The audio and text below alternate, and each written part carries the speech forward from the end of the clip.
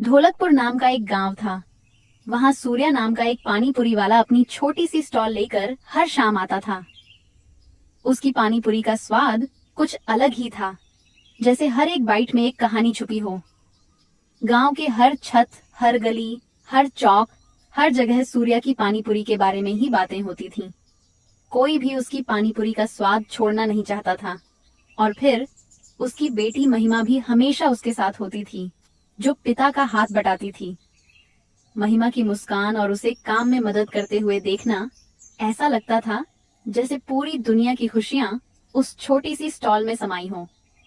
सूर्या और महिमा की जोड़ी में कुछ खास बात थी जो हर किसी को आकर्षित करती थी। उनकी मेहनत और प्यार से बनती यह छोटी सी स्टॉल गांव में हर किसी का दिल जीत चुकी थी। बाबा, आप आज गर्मा गर्म पानी पूरी बनाकर तैयार रखना। आज मेरे साथ विनय भी आएगा शाम को आपके हाथ की पानी पूरी खाने। अच्छा, तो आज विनय भी आएगा? ये तो बहुत खुशखबरी है बिटिया। वैसे तेरे लिए तो रोज ही खास बनानी होती है, लेकिन आज अगर विनय आएगी तो और भी प्यार से बनानी पड़ेगी। हाँ बाबा, विनय को तो आपने सुना ही है। वो हमेशा कहता है कि आपके हाथ की पानी पूरी का स्वाद किसी और से नहीं मिलता। आप तो जानते हैं, उसकी हर बात में मुझे खुश करने का एक तरीका होता है। हाँ हाँ लाडू, आज तुम दोनों कॉलेज से लौटते वक्त मेरे ठेले में आना। मैं तुम दोनों के लिए गर्मा गर्म पानी पूरी बनाकर खिलाऊंगा। हाँ अच्छा बाबा, आज तो मजा आ जाएगा। विनय भी बहुत खुश होगा क्योंकि उसने सुना है कि आपकी पानी पूरी में कुछ खास बात है। और आज तो हम दोनों जरूर आएंगे। बिल्कुल बिटिया, जब तुम दोनों आओगी तो समझो जैसे पूरा दिन ही खास हो जाएगा। गर्म गर्म पानी पूरी बनाकर तुम्हें खिलाना मेरे लिए सबसे बड़ी खुशी की बात है। मेरे प्यारे बाबा, आपके हाथ का प्यार ही तो सबसे खास है बाबा। और पानी पूरी तो सिर्फ एक बहाना है। असली स्वाद तो आपकी देखभाल और प्यार में है। महिमा खुशी खुशी कॉलेज चली गई। उसके मन में बाबा की बातों का ख्याल था और जैसे ही वो कॉलेज पहुंची, उसने विनय से कहा, विनय, आज मेरे बाबा ने हम दोनों के लिए गर्मा गर्म पानी पूरी बनाने का वादा किया है। तुम जानते हो, बाबा का हाथ लगाकर पानी पूरी खाना कितना खास होता है। सच में? वाह महिमा, मैं तो हमेशा सुनता आया हूँ कि यार तुम्हारे बाबा की पानी पूरी का तो कोई जवाब ही नहीं। वो एकदम मजेदार पानी पूरी बनाते हैं। लेकिन आज मैं खुद जाकर देखना चाहूँगा। मैं तो बस अब इंतजार ही नहीं कर पा रहा हूँ तुम्हारे पिताजी के हाथ की बनी हुई पानी पूरी खाने के लिए। महिमा, तुम भी जानो, विनय, बाबा का प्यार सिर्फ पानी पूरी में ही नहीं, उनकी हर एक बात में छुपा होता है। जब तुम बाबा के पास बैठो तो तुम्हें ये महसूस होगा कि हर बाइट में न केवल स्वाद बल्कि उनका दिल भी है। हाँ, सूर्य काका के हाथ की गर्मा गर्म पानी तो मुझे भी बहुत ज्यादा पसंद है। ऐसा लगता है मैं खाते ही जाऊँ। तभी वहीं चेतन आता है। क्या बात है सूर्य काका की पानी पूरी के बारे में इतनी बातें हो रही हैं। लगता है आज मैं भी मौका नहीं छोड़ूंगा। गर्मा गर्म पानी पूरी वो तो मैं भी खाऊंगा। मुझे भी बहुत पसंद है। मैं भी खाने के लिए आ सकता हूँ ना? ठीक है, फिर तुम दोनों चलना। तो भी तैयार रहो चेतन। आज हम सब मिलकर वह स्वाद लेंगे जो सूर्य काका के स्टॉल पे मिलता है। उनकी पानी पूरी तो एकदम लाजवाब होती है। मुंह में रखते ही पता नहीं कैसे पिघल जाती है। तुम्हें भी उनका स्वाद बहुत बढ़िया लगेगा चेतन। चलो। वाह, तो फिर आज का दिन तो मेरे लिए और भी शानदार होने वाला है। सूर्य काका की पानी पूरी का स्वाद और तुम्हारा साथ। वाह, क्या बात है। शाम को महिमा अपनी दोनों दोस्तों के साथ, विनय और चेतन के साथ अपने बाबा के ठेले पर आ जाती है। सूर्या बीच बाजार में अपनी छोटी सी ठेले पर गर्मा गर्म पानी पूरी बनाकर बेचता था। उसका ठेला सड़क के बीचों बीच लगा हुआ था, जहां हर कोई आते जाते देखता। लेकिन सूर्या की पानी पूरी का स्वाद ऐसा था कि जो एक बार खा लेता वो हमेशा वापस आता।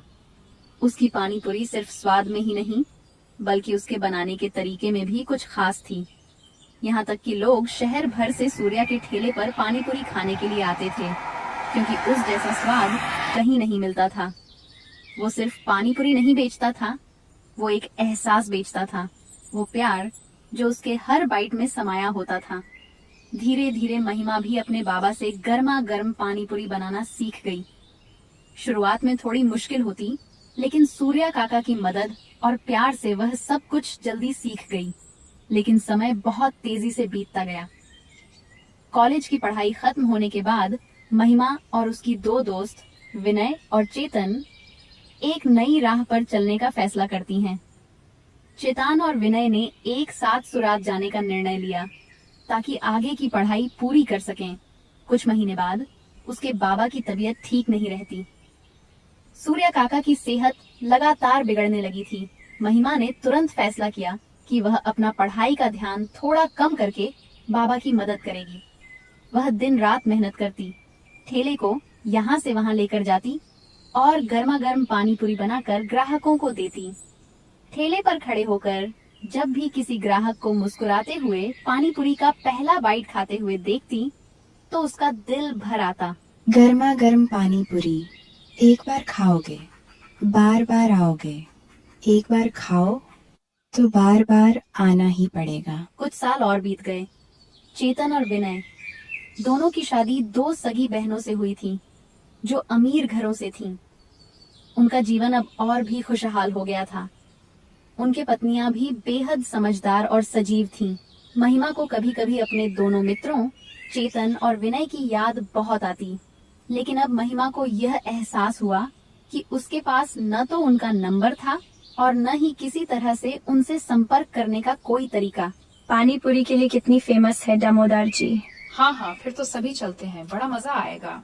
वो सब विनय और चेतन सभी एक साथ दामोदार पानी पूरी वाले की दुकान पर चले गए, जो शहर में अपनी पानी पूरी के लिए मशहूर था। विनय ने जैसे ही पहली पानी पूरी खाई, मुझे तो ये पानी पूरी बिल्कुल पसंद नहीं है। ये एकदम बेस्वाद पानी पूरी लग रही है मुझे तो। तू तो सच में एक अजीब आदमी है। तुम्हें हर चीज में कुछ न कुछ कमी ही नजर आती है। हाँ विनय, और खाकर तो देखो, वो तो बिल्कुल सही कह रहा है। अंकिता, यह स्वाद वही है, वो जो इसमें कोई खास बात ही नहीं है, वो कहीं नहीं है। हमें नहीं खानी पानी पूरी अब।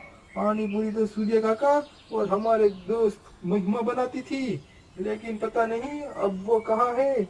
मुझे तो उनकी बहुत याद आती है और उनके हाथ की बनाई हुई पानी पूरी की भी। कमाल है, इतनी बढ़िया तो है। खैर, मैं तो एक प्लेट और खाऊंगी। ऐसे ही समय बीतता गया।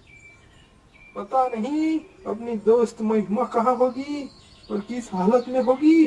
कॉलेज छोड़ने के बाद तो उससे कभी मिलना ही नहीं हो पाया। कभी सोचा भी नहीं था कि जिंदगी में हम इस तरह से कभी जुदा हो पाएंगे। मुझे तो लगता था हम हमेशा साथ में जुड़े रहेंगे, लेकिन फिर समय के साथ सब कुछ बदल जाता है ना। हाँ यार, मुझे भी उसकी बहुत याद आती है। एक बार मैं जब मुंबई गया था अपनी कजिन दोस्त की शादी में, तो उसके घर भी गया था, लेकिन वहाँ तो ताला लगा हुआ था और वहाँ आस पड़ोस में मैंने जब पूछा तो सबको मालूम ही नहीं था कि वो किधर गई है। काश वो हमें फिर से मिल जाए। क्या वह भी हमें याद करती होगी चेतन? क्या हम भी वो हमारी तरह सोच रही होगी? काश वह फिर से हमारे बीच होती और हम सब साथ में उसके हाथ के बनाए हुए गोलगप्पे खाते और बड़ा आराम से खाते और मौज करते। ऐसे ही समय बीतता गया। विनय की पत्नी अंकिता अचानक उसके पास आई। कल मेरे ऑफिस के क्लाइंट की शादी है, तुम सबको भी वहाँ चलना है, इसलिए तुम दोनों में रेडी हो जाना। और माँ और सुरेखा भी साथ चलेंगी। वो बार बार रिक्वेस्ट कर रहे थे कि सबको पार्टी में साथ लाओ। अच्छा ठीक है, हम सब तैयार रहेंगे। अंकिता, तू वो पोल्स का मेकअप अपने साथ ले लेना और बुक भी कर लेना। ठीक है, अब तो मजा आएगा। चलो चलते हैं। ठीक है, मैं आज ही फोन कर देती हूँ। कुछ नहीं यार, बस तुम लोग तैयार रहो, इस बार सब कुछ एकदम परफेक्ट होगा। अगले दिन विनय और अंकिता सभी शादी के लिए तैयार होकर घर से बाहर निकलते हैं। जब वे शादी की जगह पहुंचे तो एक नई दुनिया खुली हुई सी नजर आई। शादी का आयोजन बहुत बड़ा था और हर तरफ तरह तरह के स्टॉल्स लगे हुए थे। रंग बिरंगे बल्बों से सजा हुआ माहौल और खुशी से भरी आवाजें, जैसे हर चीज में एक नयापन था। अरे अंकिता, तुम भी आ गई। पूजा भाभी, चेतन जी, आप तो कह रहे थे कि गोलगप्पे बहुत खाए हैं, लेकिन एक बार यहाँ के गोलगप्पे खाकर तो देखिए। कसम से आज तक इतने अच्छे गोलगप्पे आपने नहीं खाए होंगे। अरे नहीं नहीं, हमें नहीं खाने ये गोलगप्पे। वो सच कह रही है।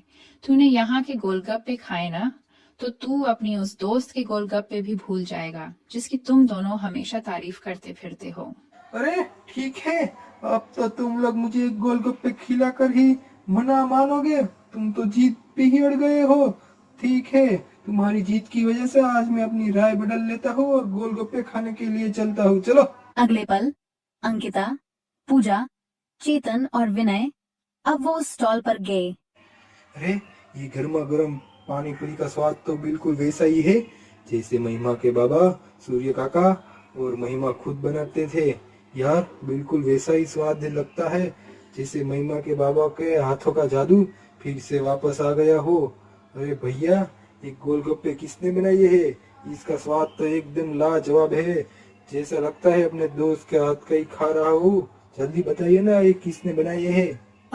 भैया जी, ये तो अंदर एक मैडम बनाते जा रहे हैं और इस स्टॉल पर हम बेच रहे हैं।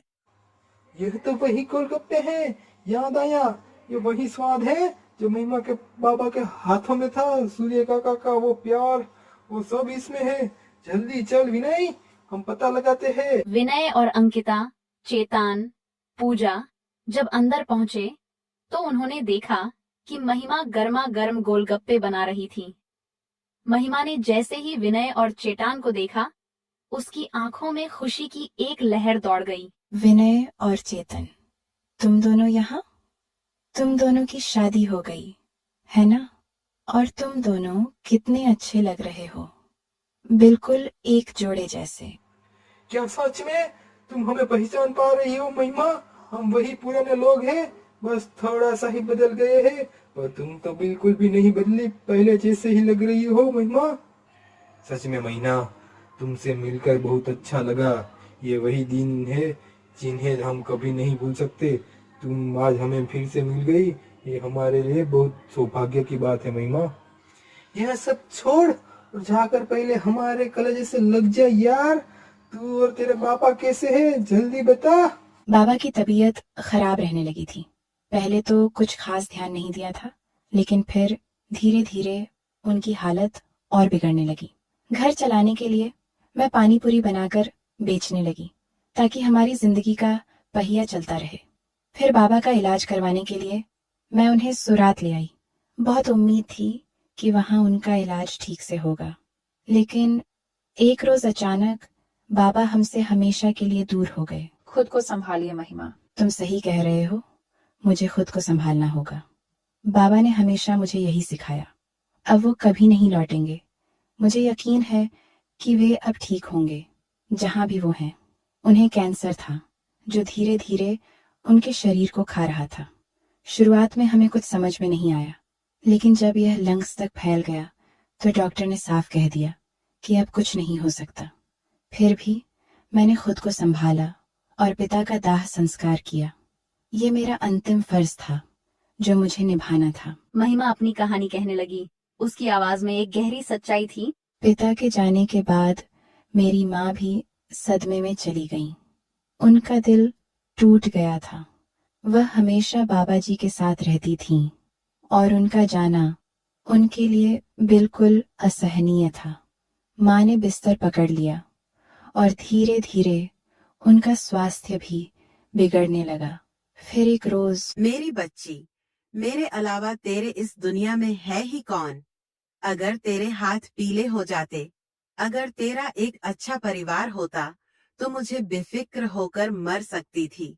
मैं जानती थी कि तुम अकेली नहीं रहोगी और तुम्हारे पास सहारा होगा। नहीं माँ, तुम चिंता मत करो। मैं बड़ी से बड़ी अस्पताल में तुम्हारा इलाज कराऊंगी। महिमा ने दिन रात मेहनत की थी। हर एक कदम पर संघर्ष करते हुए वह अपनी माँ के इलाज के लिए हर संभव कोशिश कर रही थी।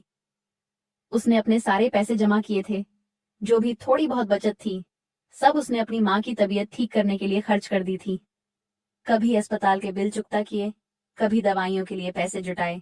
महिमा ने कर्ज लिया, अपनी माँ को ठीक करने के लिए और भी रास्ते ढूंढे। बच्ची, तुमने बहुत कुछ किया, अब मुझे जाने दो।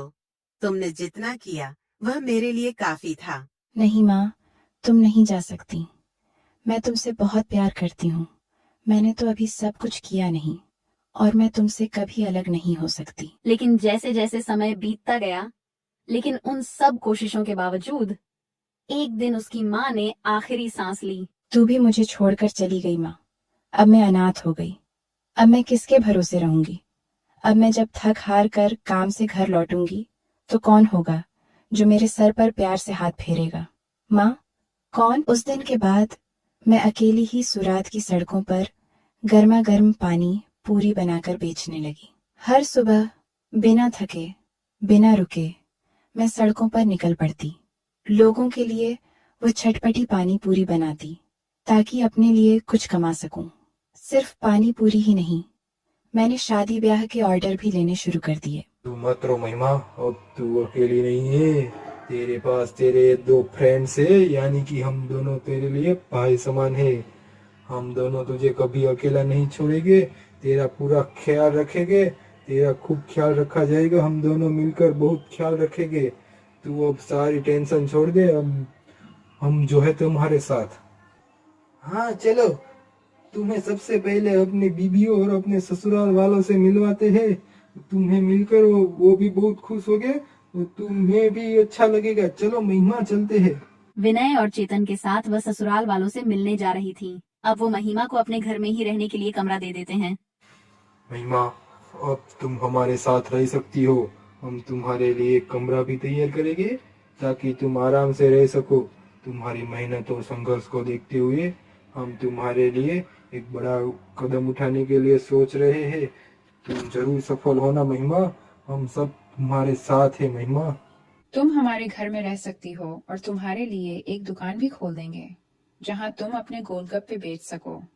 तुम जैसे मेहनती और सच्चे इंसान के लिए हमारे पास कोई कमी नहीं है। आप लोग सच में मेरे लिए बहुत कुछ कर रहे हैं। मैं बहुत शुक्रगुजार हूँ। कुछ ही महीनों में महिमा ने अपना खुद का रेस्टोरेंट खोल लिया। उसकी सफलता ने सबको चौंका दिया था।